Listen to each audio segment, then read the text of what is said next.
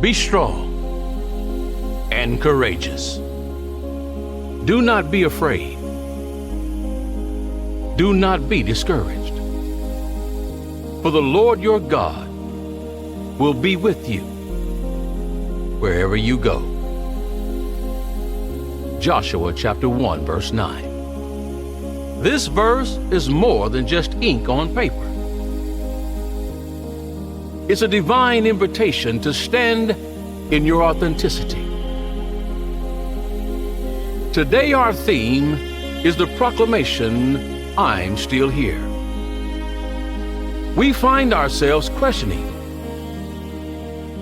is it a declaration of our God-given authenticity? Or is it a sophisticated coping mechanism?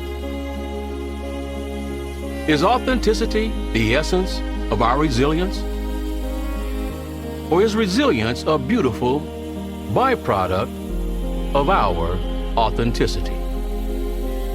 Or is it the other way around? Are we all just master weavers, crafting coping mechanisms so intricate that they mirror authenticity?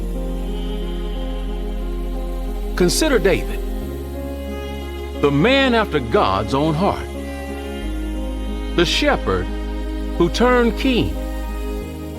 Yet in the caverns of Adullam, hiding from his enemies, he scribed the words in Psalm chapter 142, verse 5.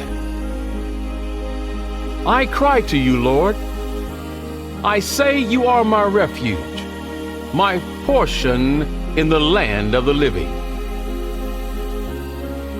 Here is David, authentic in his lament, but also deploying his coping mechanism, crying out to the God he knows can save him. Picture Ehud, the left-handed deliverer. Judges chapter 3, verse 15 tells us, but when the children of Israel cried out to the Lord raised up a deliverer for them. Ehud, the son of Gera, the Benjamite, a left-handed man. Ehud lived in a time when the Israelites were under the brutal rule of King Eglon of Moab. Despite his left-handedness, considered a disadvantage in those times, Ehud rose to the occasion and delivered his people from the Moabites. 1 Corinthians chapter 1, verse 27 says, but God chose the foolish things of the world to shame the wise. God chose the weak things of the world to shame the strong. Ehud turned his left-handedness into an advantage. His God-given edge to deliver his people from the Moabites. Here we see that the authentic expression of oneself, even when perceived as a disadvantage, can be a divine coping mechanism for victory. When life hurls us into the abyss, when it strips us bare, we are left with two choices: to surrender and succumb, or to fight and adapt. The book of James tells us, consider it pure joy, my brothers and sisters, whenever you face trials of many kinds. James chapter 1, verse 2. Authenticity doesn't waver when we're battered by life's tempest. It deepens. It's our Noah's Ark, crafted not from gopher wood, but from raw, undiluted truth. Consider the tree of Psalms chapter 1, verse 3. that person is like a tree planted by streams of water, which yields its fruit in season, and whose leaf does not wither. Whatever they do prospers. Consider the majesty of a tree, towering in its might, rooted in its authenticity. Does it lose its authenticity when it sheds its leaves to survive the harsh winter? Or is the shedding of its leaves its coping mechanism? I tell you, it's both. It's the God-ordained cycle of life. It's the wisdom to endure the seasons. This action reminds me of Jesus' words in John chapter 15, verse 2. Every branch in me that does not bear fruit, he takes away. And every branch that bears fruit, he prunes, that it may bear more fruit. And so I ask you, as I have asked myself, are we truly authentic? Or are we just exceptional survivors? Are we standing in our truth?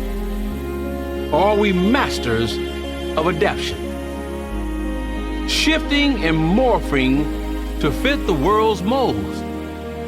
Is it our resilience, the testament to our authenticity? Or is it the master stroke of our survival? I implore you to consider this.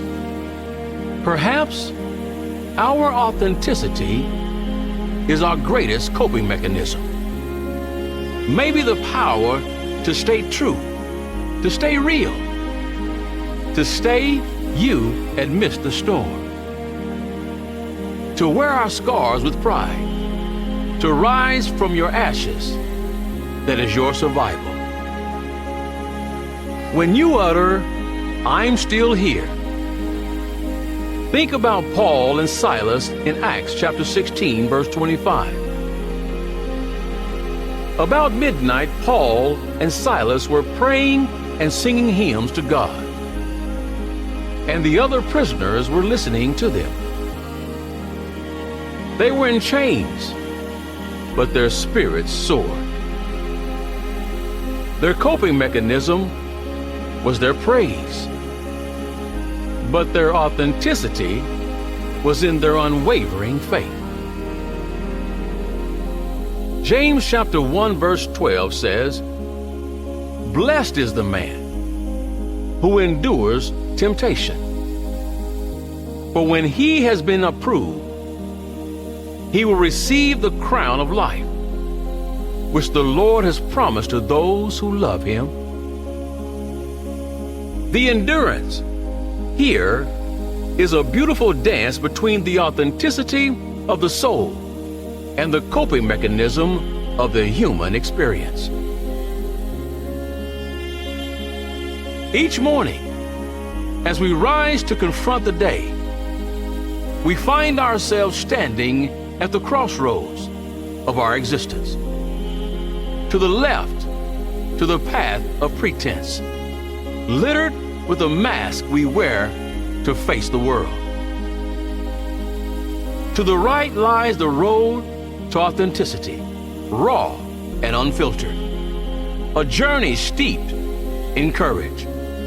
And right there in the middle, the place where we often stand, is the road of "I'm still here."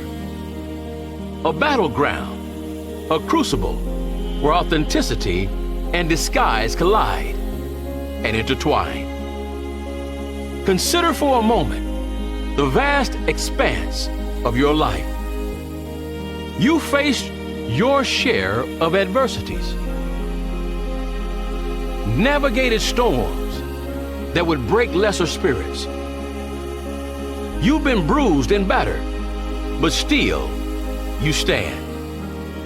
Still you proclaim, "I'm still here." You see, when we echo the sentiment, "I can do all things through Christ who strengthens me," Philippians chapter 4, verse 13. Not some things, my brothers and sisters, all things. Our I'm still here becomes a hymn of authenticity, a doxology of divine endurance. It is the delicate balance we must strike to navigate our existence. When you say, I am still here, you're acknowledging your journey, your pain, your victories, and your defeats.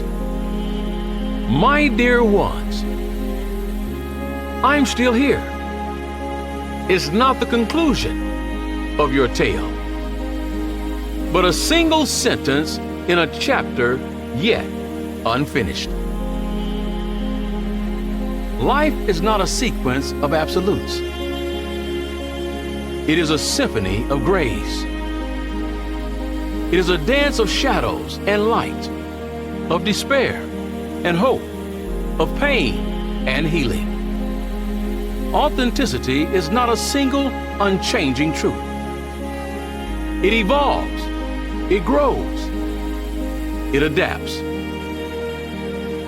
And so, I challenge you today, examine your heart. Put it against the gold standard of Philippians chapter 4, verse 8.